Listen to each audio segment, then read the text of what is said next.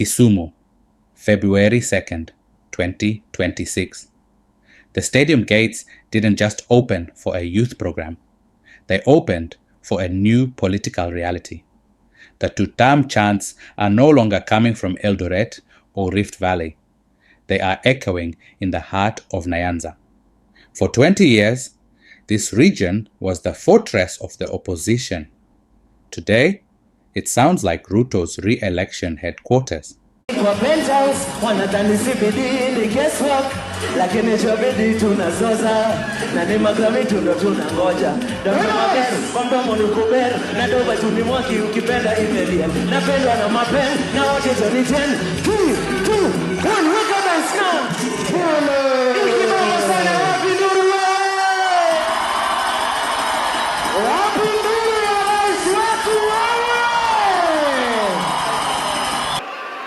And I'm leading ODM.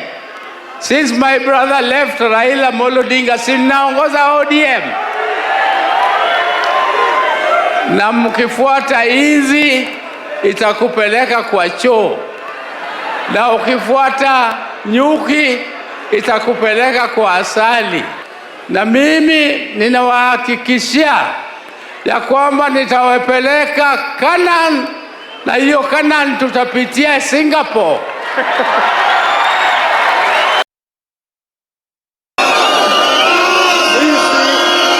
Tumeanza ziara ya kwenda Canaan. Sio? Simuko tayari? Simuko tayari? Hii ziara tumetoka naye hapa, tunaenda wapi? Wewe hata leo nani binani huwezi kuzuia. Sio? Sio? Listen to the language. Canaan, the promised land that Raila Odinga campaigned for across 5 elections. But Dr. Oburu Oginga has just changed the itinerary. He says the road to Canaan no longer requires maandamano. It requires the Singapore model, Ruto's model of speed and results. Is this a strategic alliance? Or have the generals of the opposition officially swapped their orange uniforms for yellow? Mwingine anaitwa Dr. Oburu anasema tutaenda Canaan lakini tutapitia Singapore. Hii ni mambo ya kuchekesha. Kwa sababu Raila ambaye amelala, ambaye tulimpigia kura kila wakati, si ni kweli? Alisema tuna safari ya kwenda Canaan. Sasa ndugu yake mkubwa alipochukua mamlaka acting ya chama cha ODM, akasema akafikiria ndugu yake alisema tunaenda Canaan, sio Singapore. Naye Ruto anasema wanaenda Singapore. Sasa Oburu anasema tutaenda Canaan tukipitia Singapore. Yaani wanaona Wakenya kweli, na wao wanasema sisi hatuna akili. Yule ambaye amepotelewa ni akili ni Ruto ama ni sisi? Hiyo route ya kwenda Singapore na Canaan ni Ruto gani?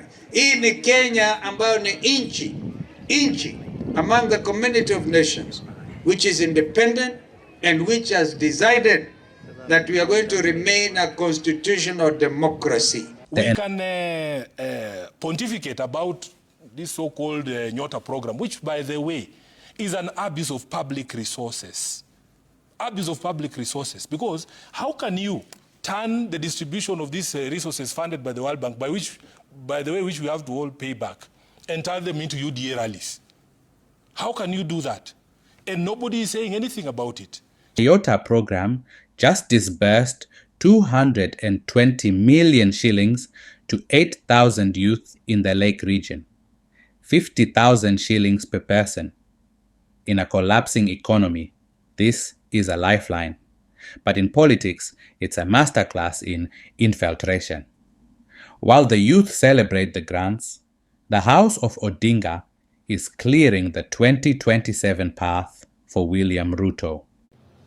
And we have agreed that this broad-based has worked. Has it worked or has it not?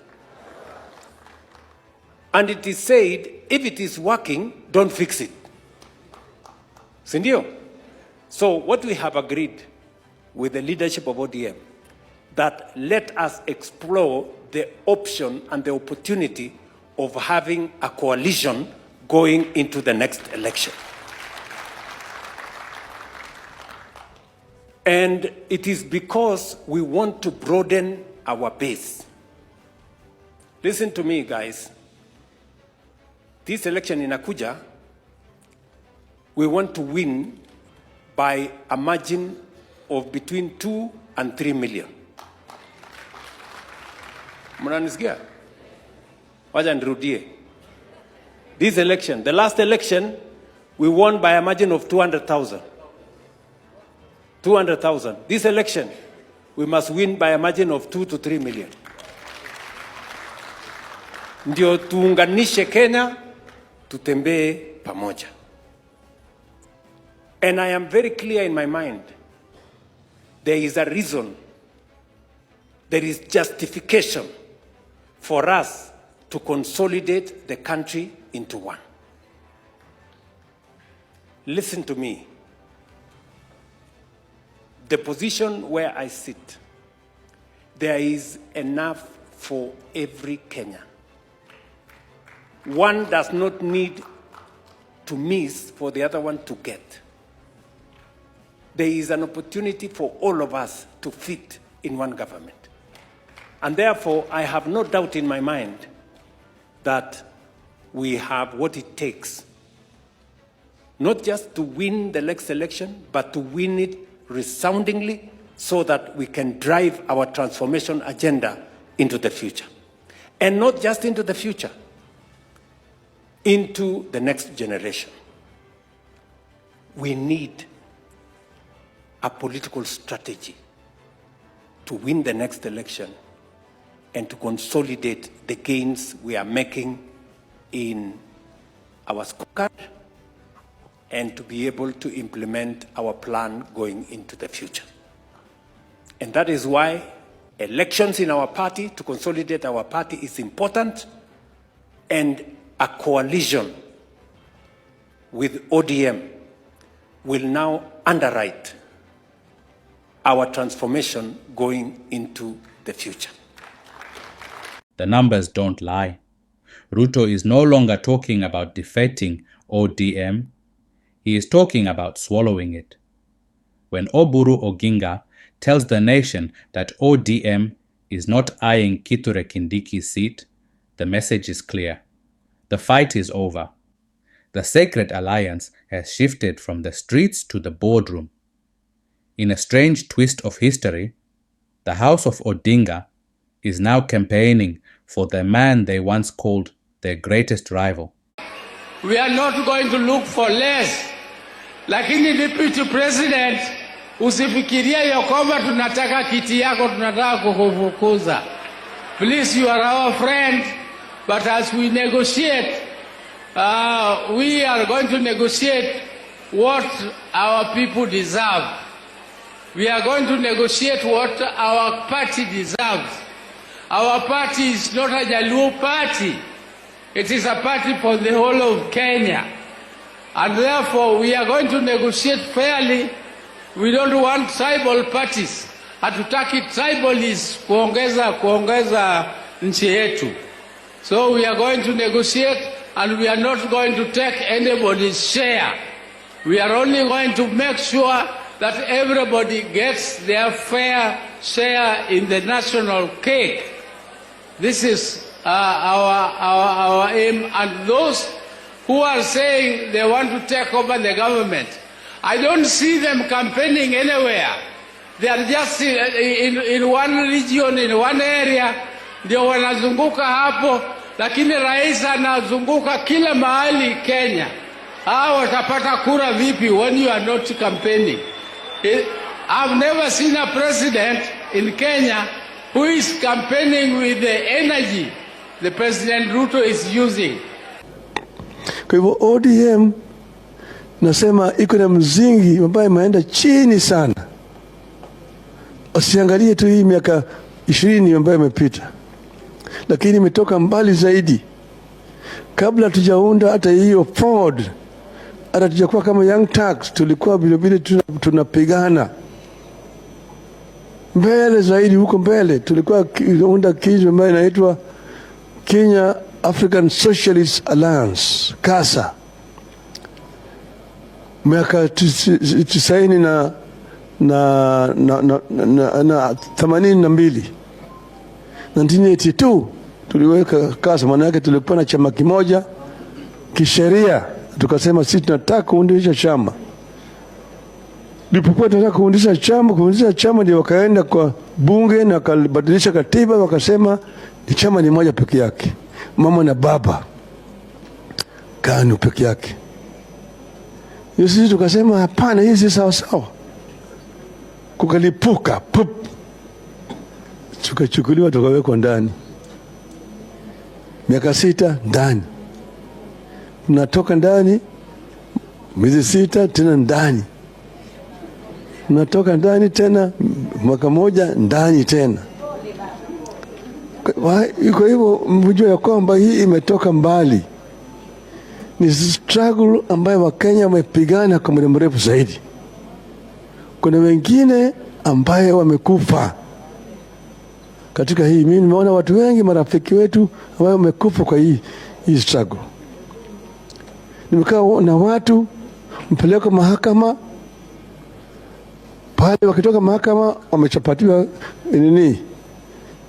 hukumu ya kifo, wanakuja wanapiga mimi kwa heri, lakini kama mimi naenda salimu watu wangu, salimu wa Kenya, mimi nakufa, lakini mimi nakufa kwa niaba ya Wakenya.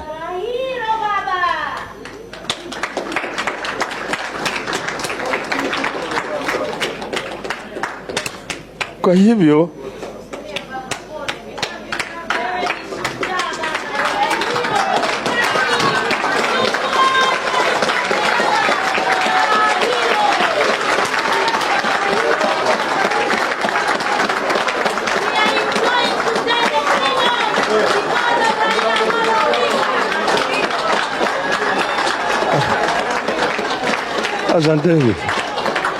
asanteni,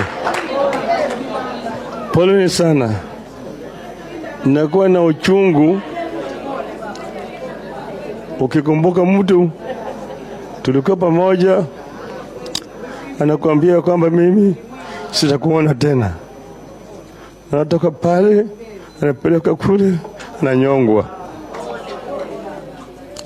Kwa hivyo saa ingine mkana sisi tunakuwa na hasira, sababu kuna sababu.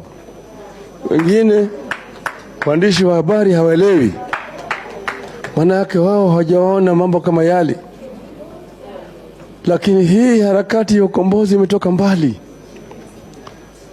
Wengine ambao wamechangia hakuweza kuja kuona pale tumefika. Hii katiba mpya haikuja kwa urahisi. Katiba ambayo mnaona hii imechukua muda, watu wamekufa kuleta hii katiba. Wengine waweza kumbuka tulipokuwa kule Bomas wa Kenya, tulikuwa na mwenyekiti alikuwa anaitwa Odhiambo Mbai. Alikuwa anasimamia kamati ya ugatuzi, kamati ya katiba ya ugatuzi. Odhiambo Mbai walituma majambazi kwake mchana kule Ngong Road, kwa ndani ya nyumba yake, wakaingia wakampata yeye na watoto. Pale watoto wakampiga risasi wakamuua. Wale walioua Odhiambo Mbai bado wako mpaka leo, kuna chochote kimefanyika kwao. Kwa hivyo hii katiba mpya ilikuja kwa uwezo ya Wakenya, lakini ilikuja kwa jasho na damu ya Wakenya. Walikuwa hawataki. Watu wengi hawaelewi ile uzuri ambayo imepika kwa sababu ya Wakenya kupigana. Vijana wengine hawaelewi.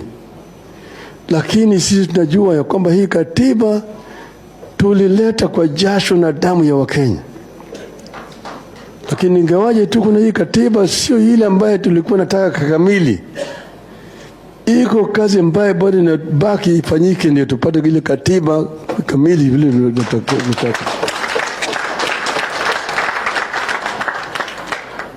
Sasa ni sababu chombo tuko naye ni chama ambayo inawezesha sisi kupata yale ambayo tunataka yote. The Singapore model is built on one-party discipline and zero dissent. By adopting this language, ODM is preparing its base for 2027, where they no longer oppose the government. Canaan is no longer a dream of liberation. It's a deal for survival. The question for you, the voter, is simple. If everyone is now in the government, who is left to fight for you?